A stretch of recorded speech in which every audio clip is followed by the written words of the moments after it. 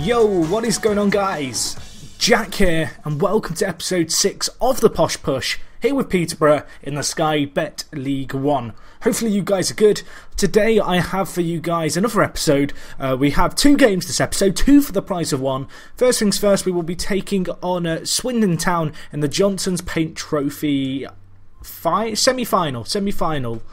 But is this the South one, or is this... I always get... Oh, okay, it's the South final, it's the Johnson Paint Trophy semi-final. It always gets confusing, the Johnson's Paint Trophy. If you don't know, it's a kind of domestic competition competed in England between teams in League 1 and League 2. The teams are divided into 2 separate brackets, North and South. But it gets a little bit confusing because this is now considered the South final. But for some reason, it says the semi-final here. Anyway, now I'm just explaining why I'm confused and probably making you more confused. After that game, we'll also be doing the Bristol City game this episode. That's another big game for us as we meet the mighty Bristol City. And then next episode, we will wrap things up with the FA Cup 5th round against Sheffield Wednesday. More on the FA Cup later.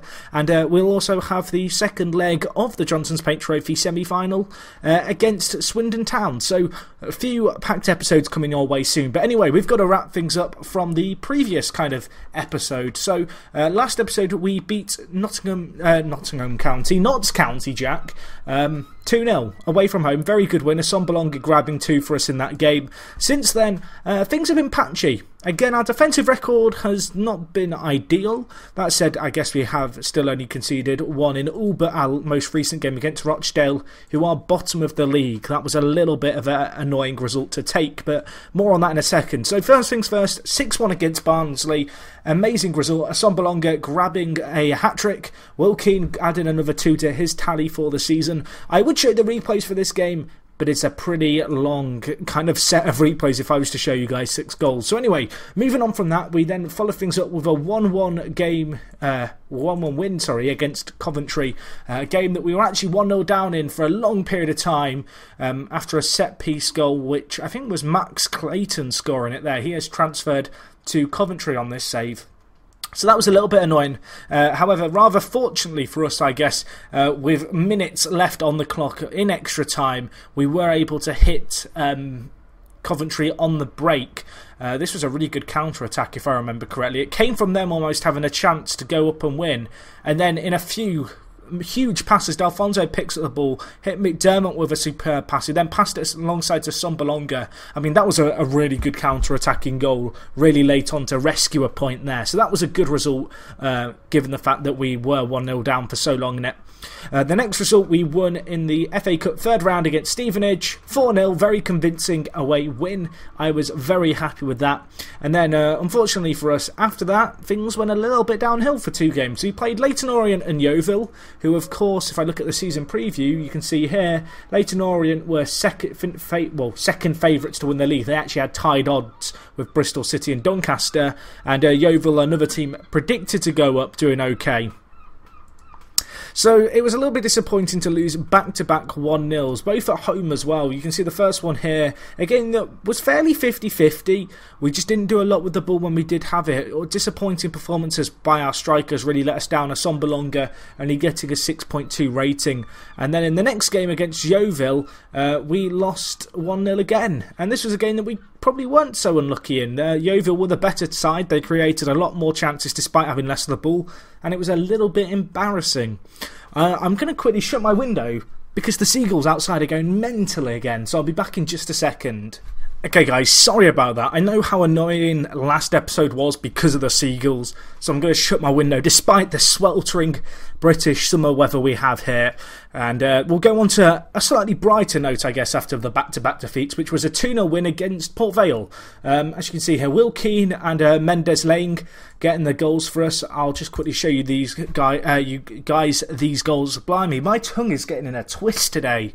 Right, so this was a good win, a good away win, especially given our patchy form. We needed to set the record straight. Kind of 3 defeats on the row is a sign of bad form. 2 defeats on the row, in my eyes, is kind of a sign that you might have just had an unlucky spell. Although, to be honest, that probably wasn't the case this time. But anyway, I'm rambling nonchalantly. That doesn't even make sense. This was a good result. A patient build-up in the play here. Briggs to Delfonso out on the left, and Will Keane with the goal. Good to see him getting on the score sheet, particularly given his long injury before he joined us and his kind of slightly injury impacted season so far with us. He has, however, agreed to sign a new contract with us. And then Mendes Lang, a player who last episode I kind of identified as a player I needed to see start scoring more goals, getting on the score sheet himself there. Anyway, on the back of that, we got another 2-0 win. This time against Walsall, Assombalonga and Kumalo getting on the score sheet. A really good result for us, this one. And yeah, good to get another clean sheet, because that's something that we had struggled with in the games before that.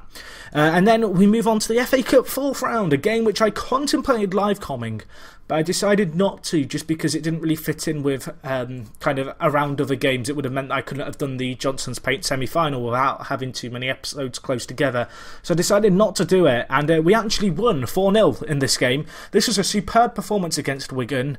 We just hit them really hard. Really well-worked goals in the first half. Alfonso with a really tidy finish there, out on the left-hand side where he's been relearning to play.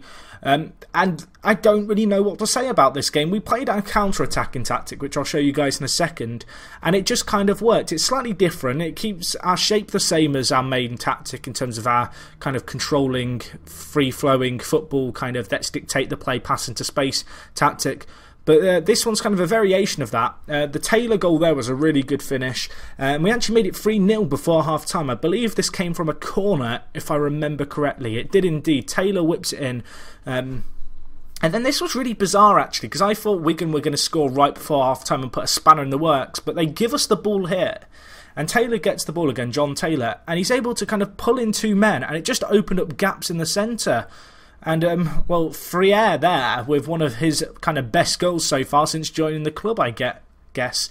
And 3-0 at half-time, I was really comfortable and really happy. And then just before...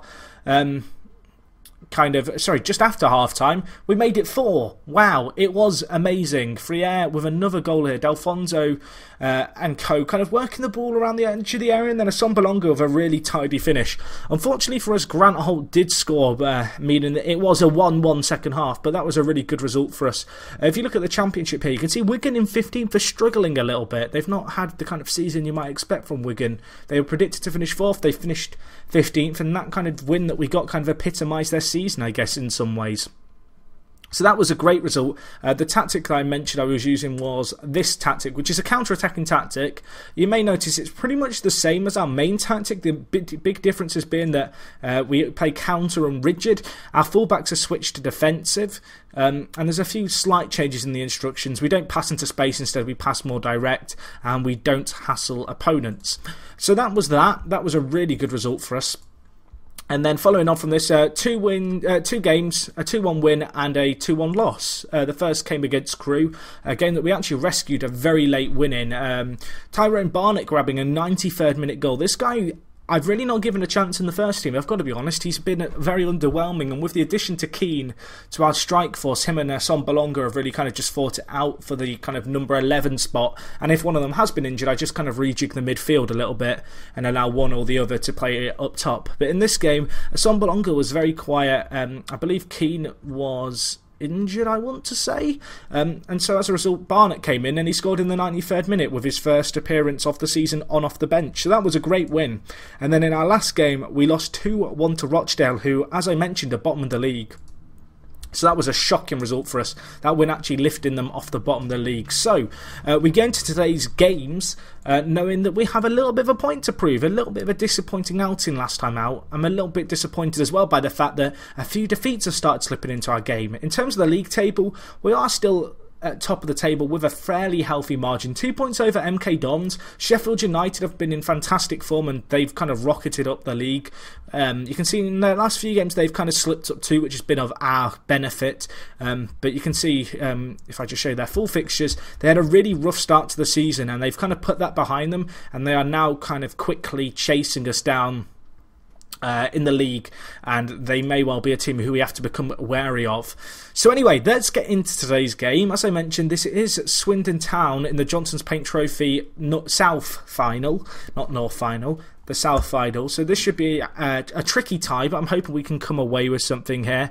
There's a few injuries to tell you about. Jack Payne is out still. He's out, but will be back in 3 days. Jacob Mellis, who of course got injured at the end of last episode, is out for another 2 to 3 months. And Kyle Vassella, who's gone out on loan, a youth prospect, has also injured himself. He's a player who I don't think he's ever going to feature in the first team, but loaning him out, it's a little bit disappointing to see him get injured.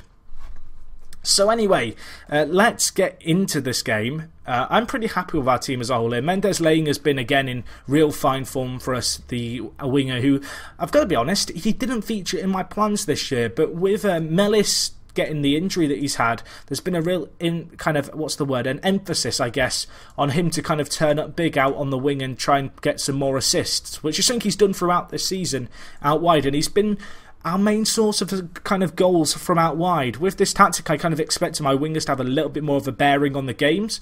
By and large, everyone's been pretty quiet with the exception of him. So maybe we can have a good performance by him as well. Good to see also that Keane, who of course I signed as a striker but had the ability to play just off the front man, is now a natural centre attacking mid. He can actually play there. He's kind of competent with it, which is good to see because it means he'll know where to position himself a little bit better than he did before.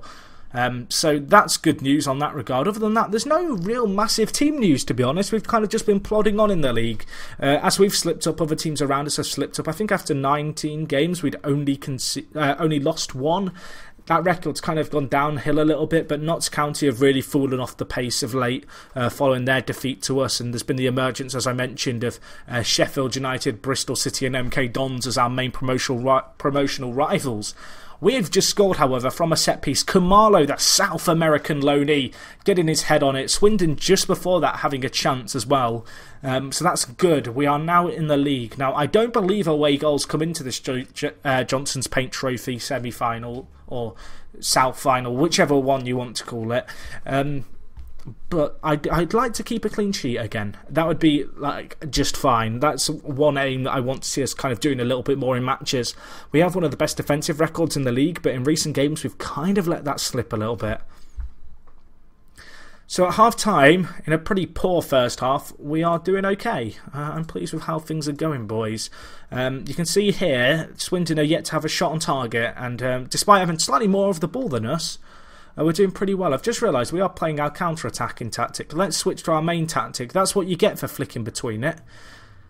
I wish there was a screen in FM before you advance to a game where it goes, are you sure you want to use this system? You've been using this other system a lot more lately. Or maybe have it so you can set conditions on which tactic gets used in different scenarios by default. That would be great. Unfortunately, it's not the case right now, so I have to rely on my own competence. Asomba longer! Take a Balsam. That's with the wrong tactic set too that we make it 2-0. I'm not going to complain too much. That is good for us. 2-0 in this Johnson's Paint Trophy South final. Going into the second leg, it'd be great if we could have a big goal margin. Maybe I could rest a few players. Maybe look to pursue a cup run in the FA Cup. But Asomba longer with a great finish there for us. That is what we want to see in these big games. Our big players coming up trumps for us, and he has done just that right now. Whew, right, this is going quite well.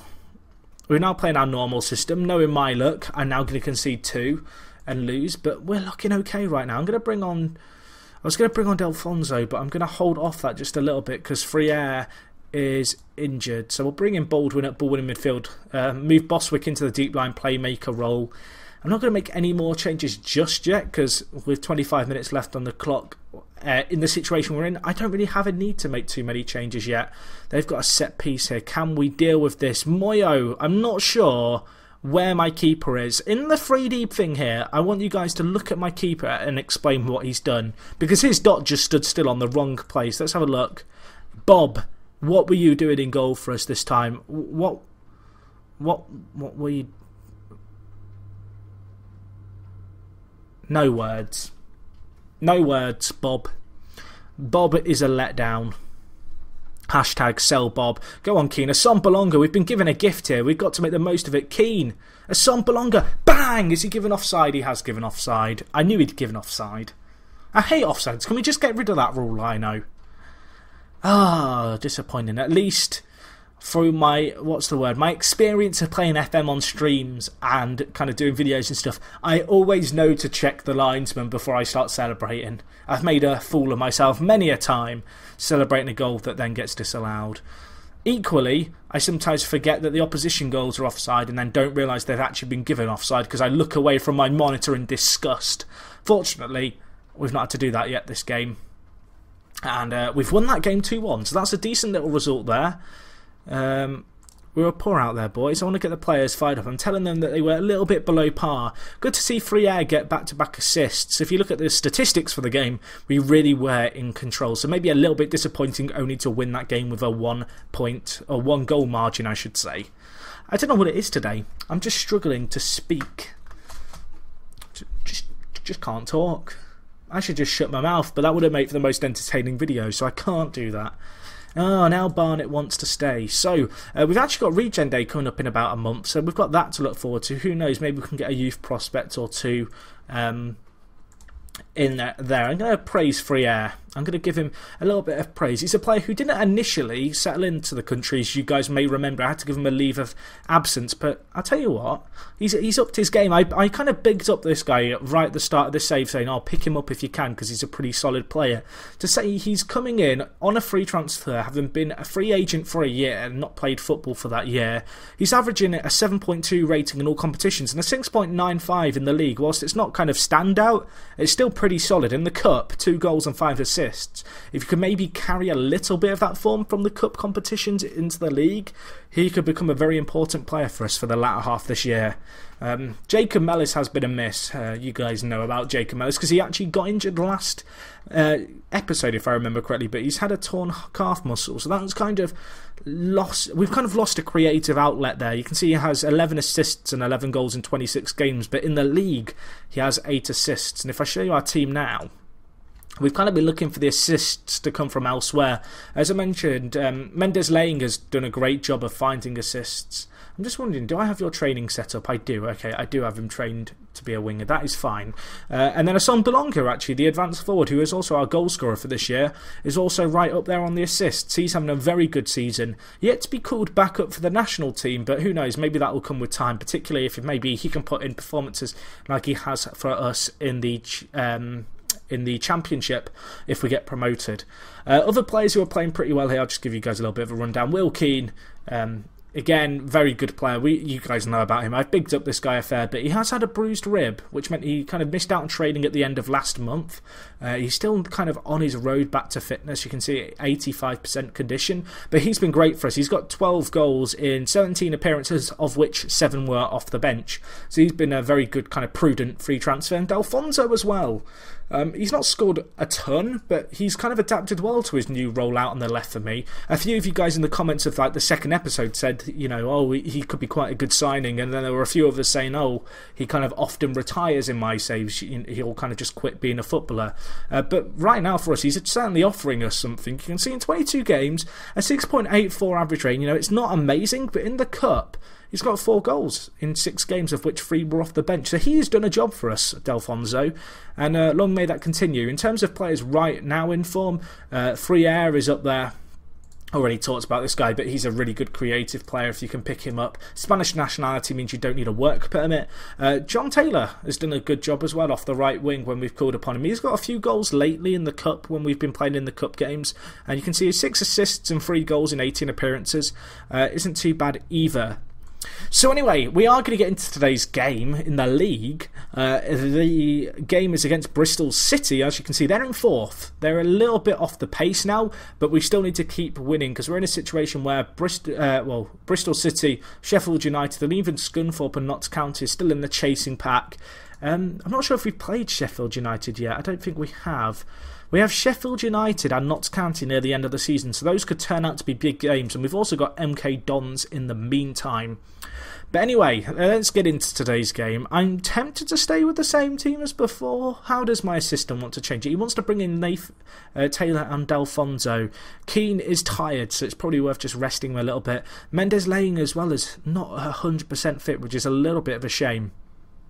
Besides that, our team isn't looking too bad. We've got a few injuries to key players which have influenced my decisions a little bit, and a few players maybe not fully fit. You can see in our midfield especially, there are a few players a wee bit tired, but hopefully that's not going to be an issue going into this. Yeah, we'll see how we get on here. I'm gonna go with my assistant's recommendation. I think it's a pretty standard team. I'll tell you what, I'm going to play Baldwin in midfielder. I think Baldwin's a player who's very good, this guy. I've not really shown this guy any love in episodes, but Baldwin is a very good young prospect in game. When you go to Peterborough, he's already here. As you can see, the 20-year-old is fairly well adapted to playing the ball-winning midfielder role. Boswick this year, our other ball-winning midfielder, a player who, when I came to the club, was really rated as one of our key players. He's had a little bit of ill-discipline. You can see 12 yellow cards in 36 games in all competitions. It's not great. As a result of those yellow cards, he's been serving a few suspensions, and when that has happened, Baldwin's kind of been the guy to come into the side. So I'm going to give him another chance here because, as you can see, Boswick just isn't fully fit. Might be a little bit of a risk there, particularly in a game as big as this, away from home at a team in 4th. But I've got faith in the boys here. Let's give a passionate team talk. Let's give the fans something to cheer about. Passionate. There's a lot to come from you. Someone react, please. Just someone take it well. Okay, we've got 3 positive reactions. Today our players, they're just not having it. They're just not happy. Anyway, let's see what we can do here. In this game, a win would be amazing. It would kind of, I guess, give us a little bit more breathing space over teams behind us. Of course, I did live com the last time we played Bristol City, which I believe was also a win. So maybe we can continue that kind of 100% record against Bristol City, who we did actually knock out of the Johnson's Paint Trophy as well this year. But anyway, we're on the attack here. It seems Baldwin, who of course has been selected to the side, giving the ball away, but he will recollect it. Mason here, a Sombalonga with time, space. That is a great little finish there. That all came from, I want to say it all came from Baldwin. It came from his mistake and then his willingness to make up for that. He picked out Mason, who of course we signed this year from Spurs. And that's a great link-up play with a Sombalonga, who, let's face it, he's been our main man this year. 27 goals for the season for him. He's a very good young player. A lot of people were bigging him up when I started my save, saying, oh, he'll get you loads of goals for fun. He's certainly done that. He's a player who I'm hoping we can keep on to in the Championship and perhaps beyond.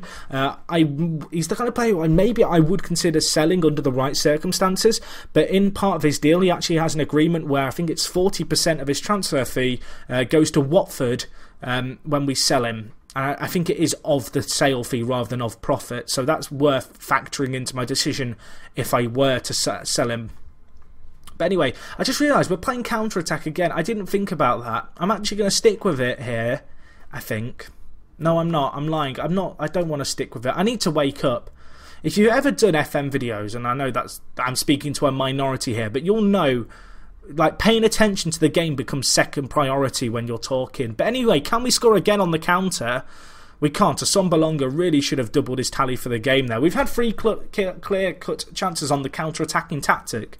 And of course, last game we were playing it as well. So if there was any denying that counter-attacking tactic was a fluke against Wigan, I think we've dismissed that right now. But I am going to go back to our regular system. And hopefully, I'm not going to live to regret the decision. As they are on the attack here, Baldock, I might live to regret this decision. Should we switch back? Probably shouldn't. I know we've had 3 clear-cut chances, but you'd have to say we've probably been fairly fortunate with them. I'm going to stick with this controlling philosophy for now. Oh dear, we'll see how we get on. Sam Baldock getting his 12th goal of the season. That's disappointing. That is hard to take. Hopefully I'm not going to live to regret this decision. I'm kind of hopeful that if we start playing that positive football, that will be fine. Although I'm getting worried now. Oh dear, Wagstaff. I tell you what, I'm switching back to counter. I'm going to play negative football because it was working. 3 clear-cut chances, we only took 1 of them. We switched back to our tactic that I was meant to be playing and concede 2.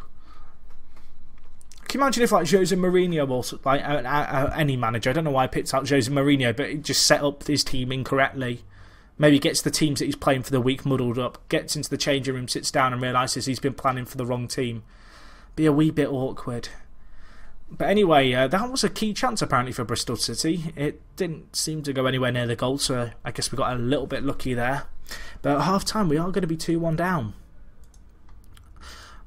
I am not happy, boys. I don't think we've lost during a live com this season, with the exception, of course, of the Manchester United League Cup tie. I don't want to start now, if I'm honest. Although I may well have to start playing a lot more attacking, because right now Bristol City are having their way with us. Although Mason picks it up, Assombalonga, go on, hold up the ball well. He is a really good player, Assombalonga, good physical player, and he's great at holding up the ball and kind of laying it off to other players. That's kind of illustrated, I guess, with his assists for the season. Okay, they've just scored again. Right, we need to change. So I'm going to switch to our 4-4-2. I'm going to bring on a slightly unfit Will Keane, I think, and I'm also going to bring on Mendes Lagan. I'm going to get on a few of our big men, players who have played well this year, looking for them to have kind of an influence in the game as well. Change some instructions around too. Right, off we go. Assombalonga, bang that. He's missed another. I want to say he's missed another. Strictly speaking, the keeper saved another.